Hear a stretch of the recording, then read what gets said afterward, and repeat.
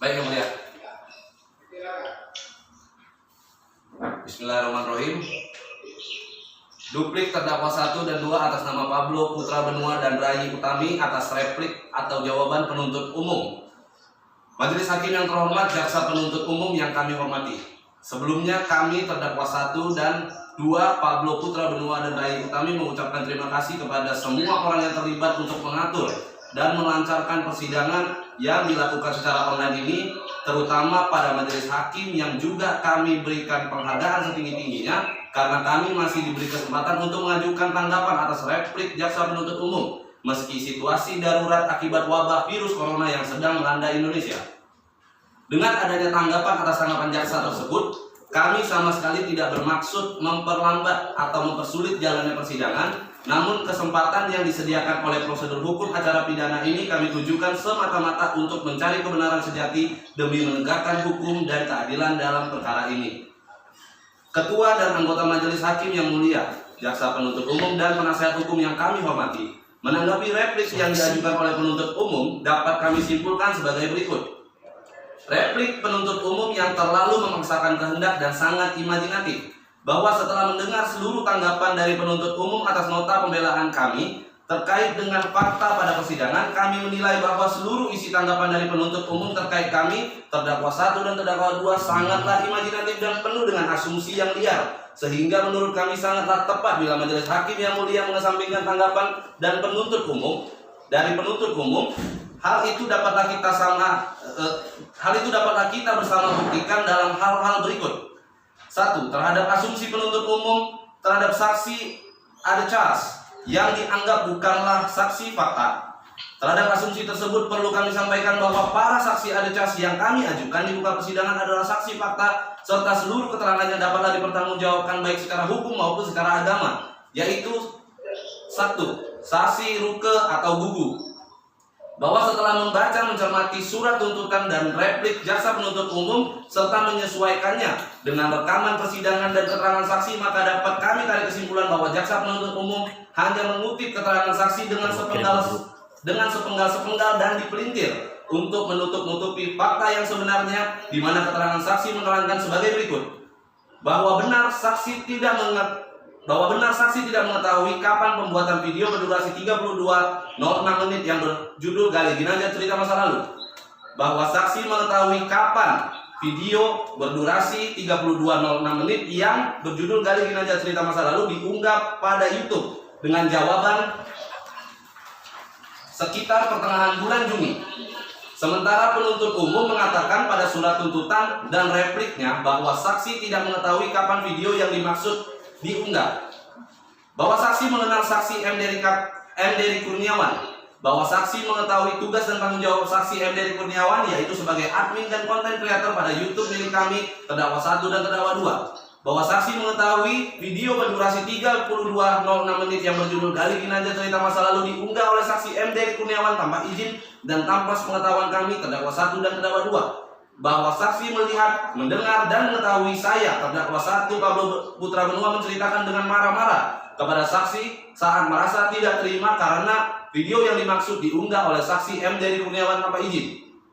Dengan demikian, keterangan saksi yang dituliskan oleh jaksa penuntut umum pada surat tuntutan dan replik, di mana keterangan saksi jelas telah diambil secara sepenggal-sepenggal dan sengaja dipelintir untuk menutup-nutupi fakta yang sebenarnya, di mana terlihat jelas keterangan saksi sangatlah memiliki nilai dan dalam pembuktian. Saksi kedua, saksi Firdaus, bahwa setelah membaca dan mencermati surat tuntutan dan replik penuntut umum serta menyesuaikan dengan rekaman persidangan atas keterangan saksi, maka dapat kami tarik kesimpulan bahwa jaksa penuntut umum hanya mengutip keterangan saksi dengan sepenggal-sepenggal dan dipelintir untuk menutupi fakta yang sebenarnya, di mana keterangan saksi menerangkan sebagai berikut: bahwa benar saksi tidak mengetahui kapan pembuatan video berdurasi 32:06 menit yang berjudul Gali Ginanjar Cerita Masa Lalu. Bahwa saksi mengetahui kapan video berdurasi 32:06 menit yang berjudul Gali Ginanjar Cerita Masa Lalu diunggah pada YouTube dengan jawaban sekitar pertengahan bulan Juni. Sementara penuntut umum mengatakan pada surat tuntutan dan repliknya bahwa saksi tidak mengetahui kapan video yang dimaksud diunggah.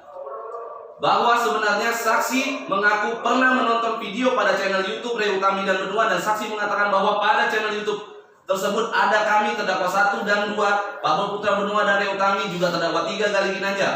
Akan tetapi pada saat memberikan keterangannya, jaksa penuntut umum bertanya, "Saudara pernah nonton video Gali Ginanjar cerita masa lalu itu?" Saksi menjawab, "Pernah, tapi sekilas." "Berapa sih durasi videonya?" "Ya mungkin sekitar setengah jam lah Pak." "Saudara tahu video-video pada akun YouTube Reutami dan Benua?" "Tahu." "Saudara tahu ada siapa saja pada video?" "Ada Reutami, Gali, dan mungkin ada Pablo." Di mana kata mungkin yang diucapkan oleh saksi adalah kata yang menunjukkan asumsi dari seorang saksi karena ditanya mengenai sesuatu hal yang ia tidak ketahui, yaitu ada siapa saja pada video di channel YouTube Reutami dan Benua, bukan menanyakan ada siapa saja pada video yang berdurasi 32:06 menit yang berjudul Gali Ginanjar cerita masa lalu. Bahwa saksi tidak berada pada tempat saat pembuatan video berdurasi 32:06 menit yang berjudul Gali Ginanjar cerita masa lalu. Bahwa saksi mengatakan bahwa mungkin saksi Dery ada pada saat pembuatan video tersebut, di mana kata mungkin yang diucapkan oleh saksi menunjukkan asumsi dari saksi untuk sesuatu hal yang tidak ia ketahui. Karena pada keterangannya jelas saksi mengatakan bahwa dirinya tidak mengetahui kapan video yang dimaksud dibuat. Bahwa saksi mengenal saksi M. Dery Kurniawan alias Dery, bahwa saksi mengetahui tugas dan tanggung jawab saksi M. Dery Kurniawan yaitu sebagai admin dan konten kreator pada YouTube milik kami terdakwa 1 dan terdakwa 2. Bahwa saksi mengetahui video berdurasi 32:06 menit yang berjudul Gali Ginanjar cerita masa lalu diunggah oleh saksi M. Dery Kurniawan tanpa izin dan tanpa sepengetahuan kami terdakwa 1 dan 2. Bahwa saksi melihat, mendengar, dan mengetahui saya terdakwa 1 Pablo Putra Benua menceritakan dengan marah-marah kepada saksi saat merasa tidak terima karena video yang dimaksud diunggah oleh saksi M. Dery Kurniawan tanpa izin. Dengan demikian keterangan saksi yang dituliskan oleh jaksa penuntut umum pada surat tuntutan dan replik, di mana keterangan saksi jelas telah diambil secara sepenggal-sepenggal dan sengaja dipelintir untuk menutup-nutupi fakta yang sebenarnya serta memanfaatkan asumsi saksi yang timbul akibat dari ketidaktahuannya untuk membangun opini di dalam persidangan yang seolah-olah saksi, di mana telah terlihat jelas keterangan saksi sangatlah memiliki nilai pembuktian. Saksi Indra Irawan, bahwa setelah membaca mencermati surat tuntutan dan replik penuntut umum serta menyesuaikan dengan rekaman persidangan atas keterangan saksi, maka dapat kami tarik kesimpulan bahwa jaksa penuntut umum terlihat jelas menggunakan asumsinya untuk membangun opini yang penuh imajinasi di dalam persidangan, dan telah terlihat jelas upaya penuntut umum berusaha menutupi fakta persidangan yang sebenarnya, di mana keterangan saksi menerangkan sebagai berikut: bahwa benar alat-alat untuk membuat video YouTube dan melakukan pengeditan video adalah milik saya terdakwa 1 Pablo Putra Benua. Akan tetapi dari keterangan saksi dan bukti sudah menjadi fakta persidangan yang tidak terbantahkan bahwa edit video dan unggah video yang berdurasi 32:06 menit yang berjudul Gali Ginanjar cerita masa lalu diedit dan diunggah oleh saksi M. Dery Kurniawan tanpa sepengetahuan dan seizin saya terdakwa 1 Pablo Putra Benua. Sehingga meskipun alat-alat yang dimaksud adalah milik saya terdakwa 1 Pablo Benua, berdasarkan fakta persidangan berupa keterangan saksi, keterangan ahli, keterangan kami terdakwa 1 dan terdakwa 2, keterangan terdakwa 3, dan surat-surat jelas-jelas sudah saya terdakwa 1 Pablo Putra Benua tidak dapat disebut sebagai orang yang melakukan, menyuruh melakukan, dan yang turut serta melakukan dengan sengaja dan tanpa hak mentransmisikan dan atau mendistribusikan dan atau membuat dapat diaksesnya informasi elektronik dan atau dokumen elektronik yang memiliki muatan penghinaan dan atau pencemaran nama baik yang mengakibatkan kerugian bagi orang lain.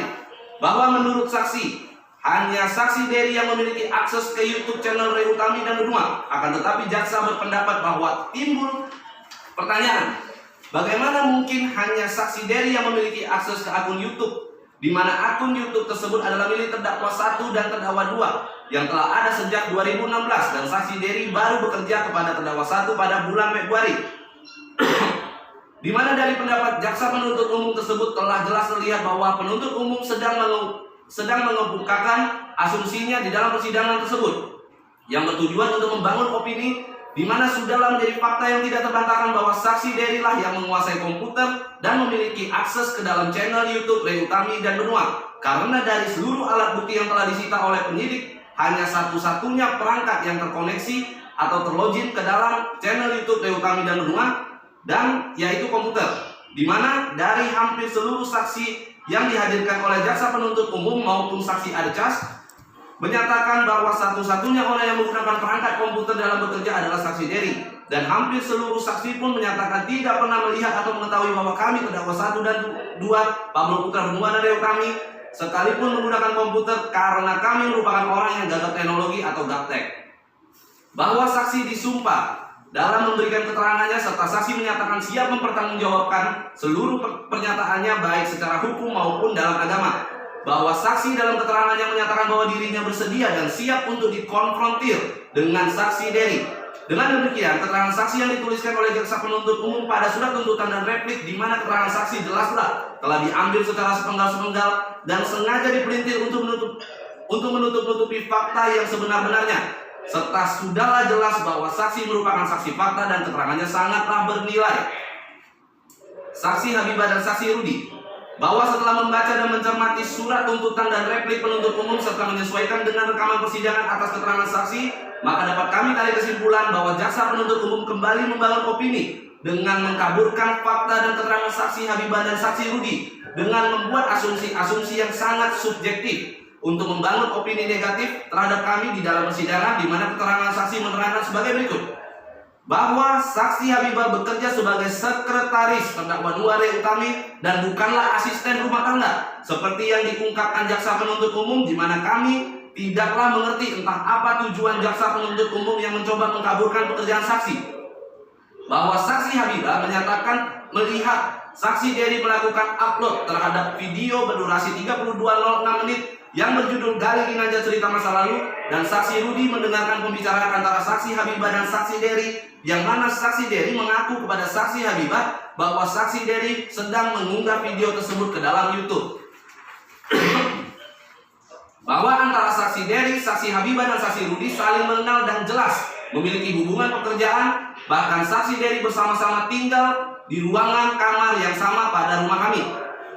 Bahwa terhadap persesuaian dari keterangan saksi dan bukti yang kami telah lampirkan pada flash disk saat pledoi dan telah kami serahkan kepada panitera pengganti yang mendampingi majelis hakim dalam persidangan, bahwa saksi menyatakan dengan jelas bahwa saksi Dery bekerja dengan kami adalah sebagai admin dan content creator.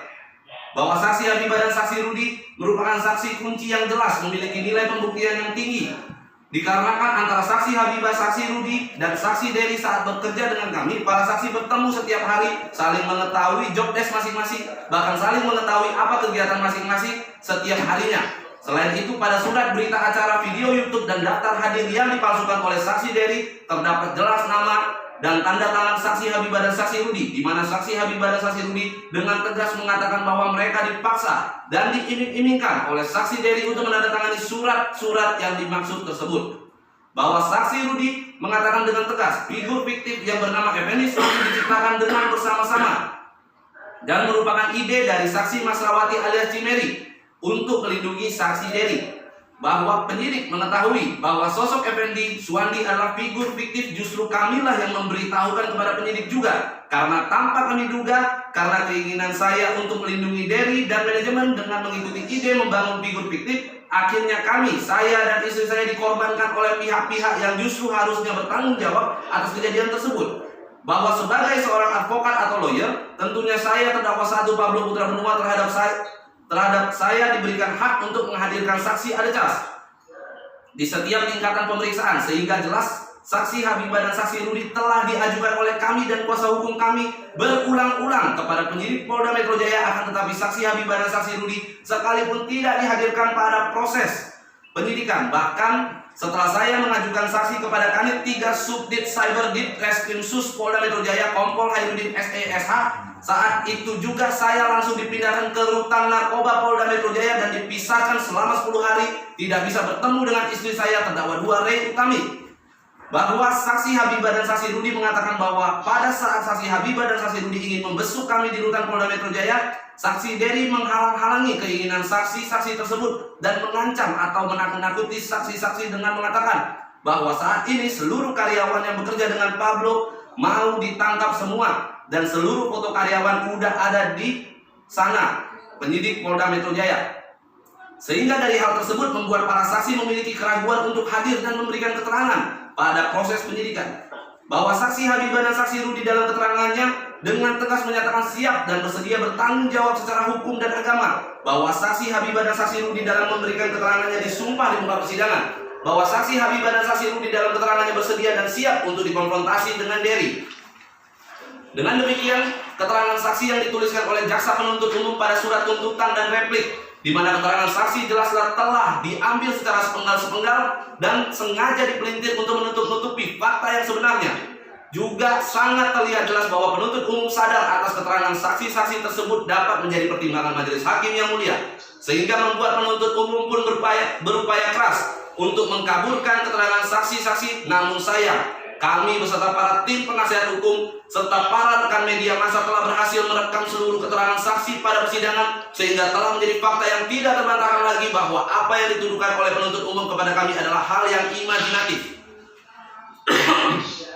Terhadap keaslian barang bukti yang dihadirkan di dalam persidangan, bahwa menurut pendapat jaksa penuntut umum, barang bukti yang dihadirkan pada persidangan adalah barang bukti yang sah untuk dipergunakan sebagai alat pembuktian, karena terhadapnya telah dilakukan penyitaan dan telah mendapatkan penetapan penyitaan yang dikeluarkan oleh pengadilan negeri yang berwenang sebagaimana terlampir pada berkas perkara, dan terhadap barang bukti tersebut pun telah ditunjukkan pada saat proses persidangan dan dibenarkan oleh para pihak. Sesungguhnya terhadap barang bukti yang dimaksud oleh jaksa penuntut umum tersebut tidaklah kami singgung di dalam pledoi atau nota pembelaan kami, sehingga sampai titik ini kami terima pendapat jaksa terkait barang bukti yang telah mendapat penetapan dari pengadilan negeri yang berwenang.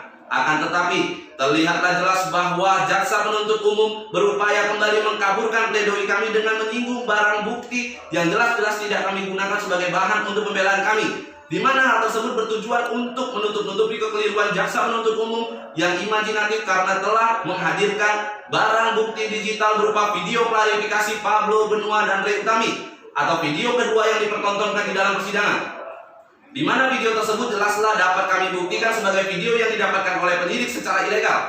Sehingga jika video tersebut dihadirkan di dalam persidangan, maka jelaslah sudah bahwa jaksa penuntut umum telah menghadirkan barang bukti yang didapatkan secara ilegal, dan berikut adalah hal-hal fatal terhadap barang bukti digital video klarifikasi Pablo Benua dan Rey Utami tersebut.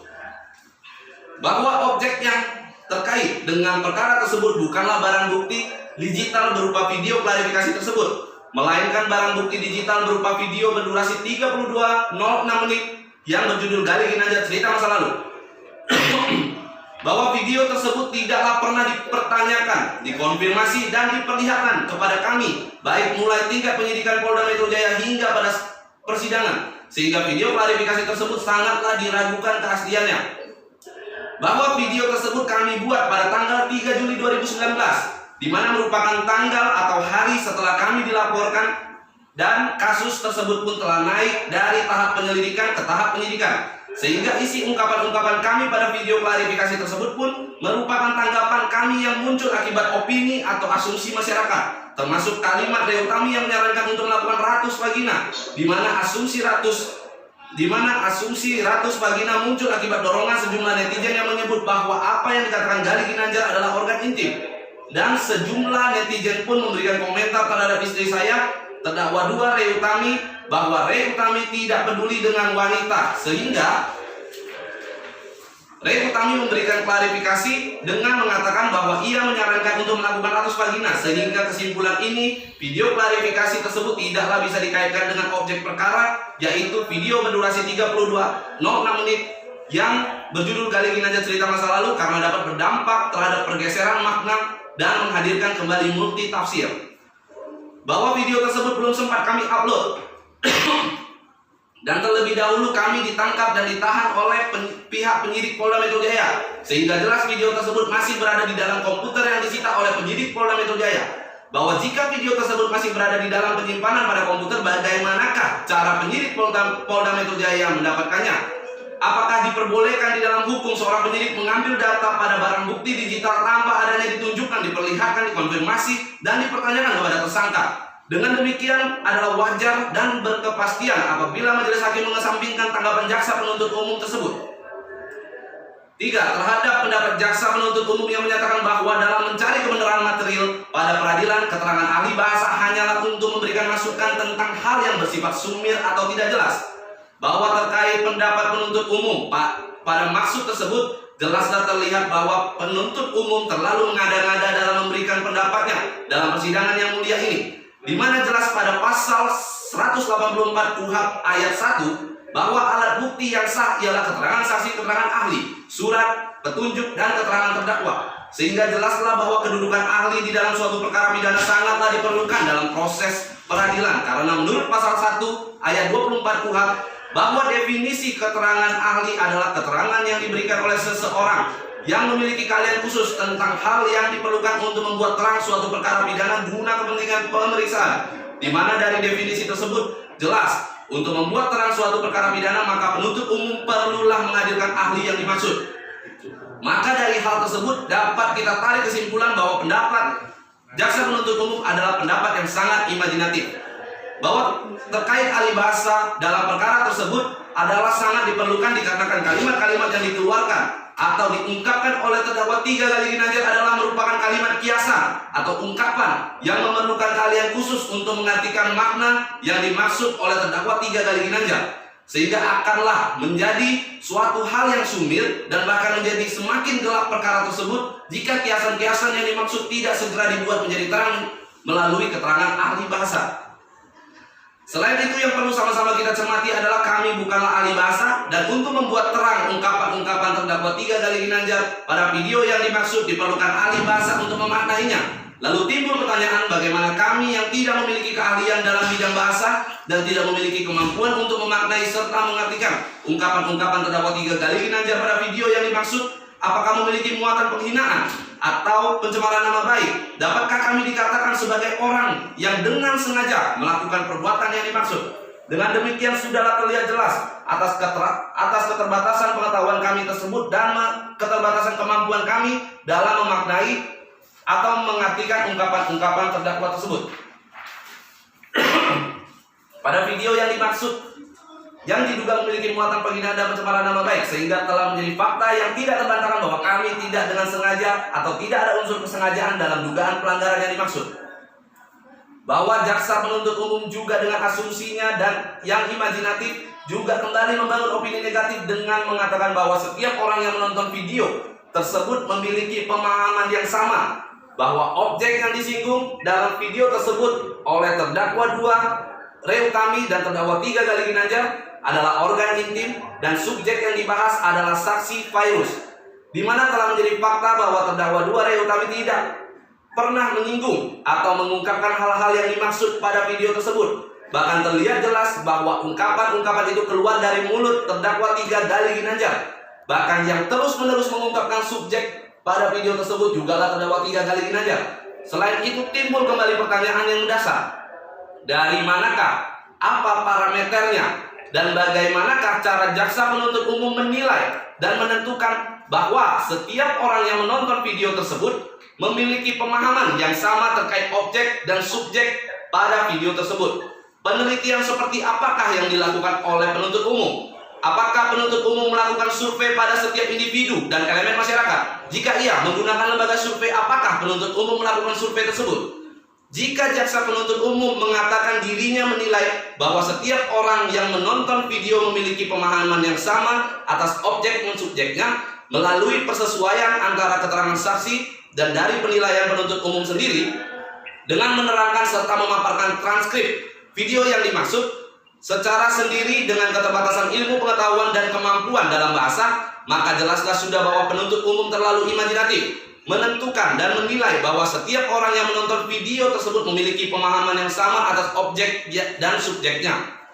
Perlu kami cermati bahwa jaksa penuntut umum bukanlah seorang ahli bahasa, dan tugas seorang penuntut umum adalah mencari dan membuktikan kebenaran material dalam perkara pidana.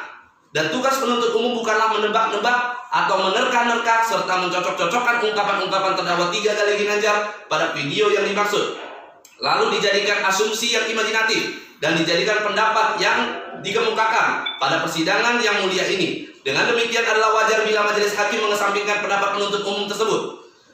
Hal lain yang penting kami sampaikan melalui duplik kami tersebut adalah dari penjelasan-penjelasan penuntut umum terkait transkrip video yang dituangkan pada surat tuntutan serta pada replik. Terlihat jelas bahwa penuntut umum melakukan pemotongan terhadap transkrip atau transkrip video tersebut dipenggal-penggal agar terjadi pergeseran makna terhadapnya, serta membangun opini negatif atas pemahaman terhadap transkrip video tersebut, yaitu 1.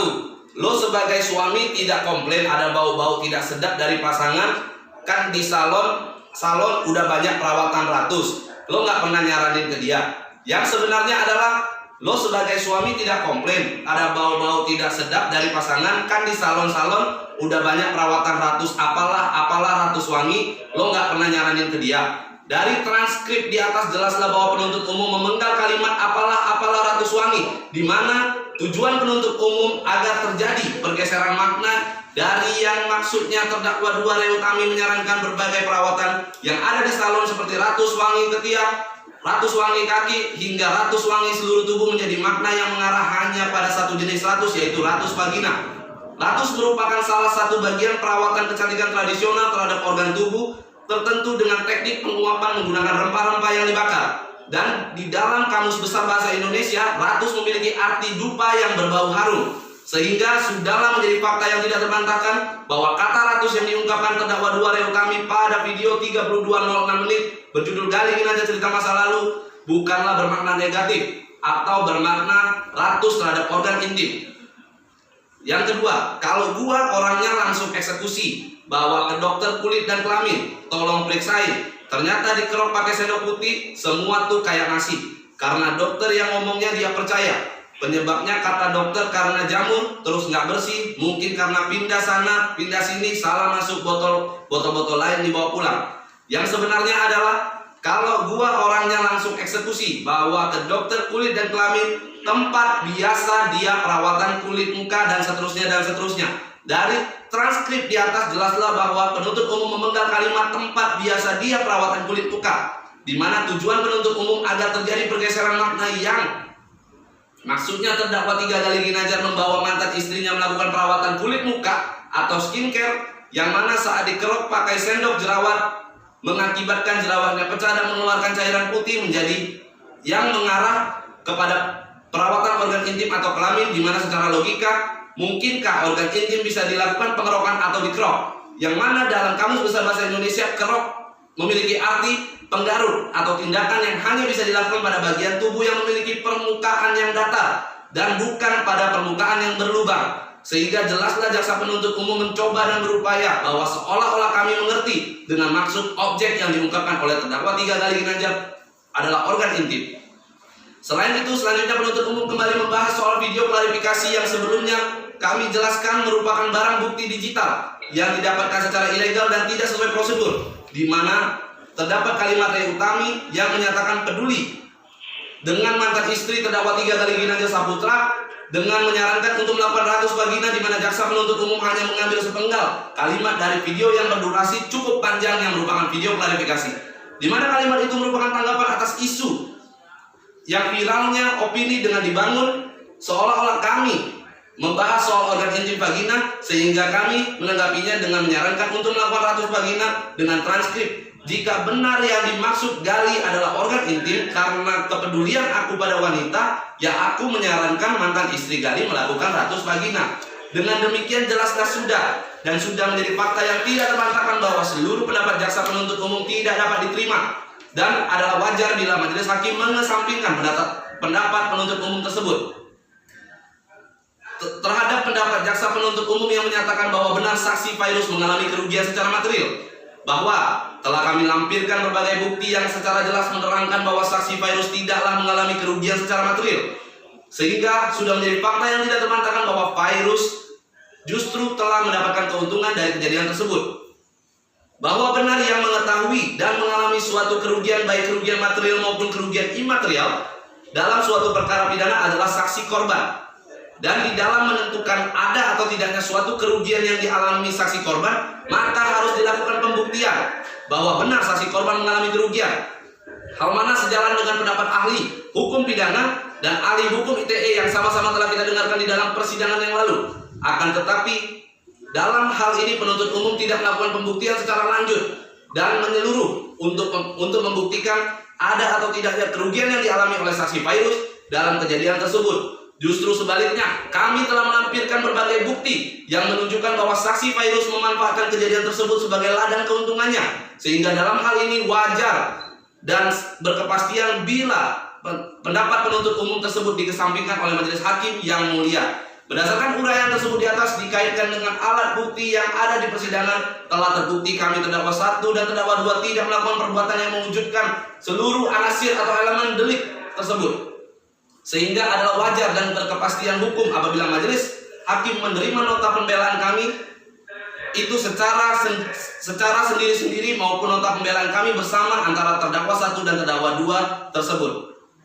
Kesimpulan, majelis hakim yang mulia, saudara jaksa penuntut umum yang kami hormati, berdasarkan uraian tersebut di atas, kami terdakwa 1 dan terdakwa 2 dalam perkara ini memohon kepada majelis hakim yang arif dan bijaksana untuk 1. Menolak seluruh pendapat jaksa penuntut umum, 2. Menerima nota pembelaan kami baik secara sendiri-sendiri maupun nota pembelaan kami bersama antara terdakwa 1 Pablo Putra Benua dan terdakwa 2 Ray Utami, memutus sesuai dengan permohonan pada nota pembelaan kami, atau apabila majelis hakim berpendapat lain maka kami memohon keadilan yang seadil-adilnya.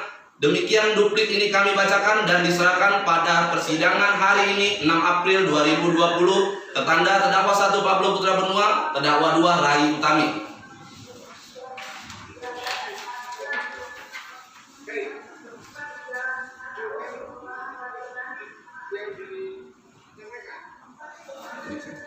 Kami lampirkan pada persidangan.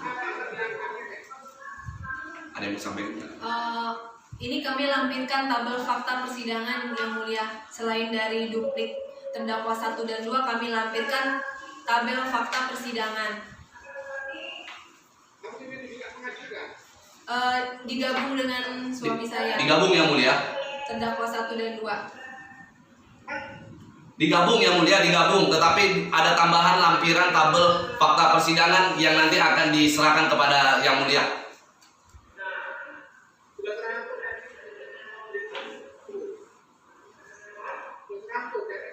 Iya, udah dirangkum yang mulia. Sudah dirangkum yang mulia. Nanti akan diserahkan oleh pengacara kami.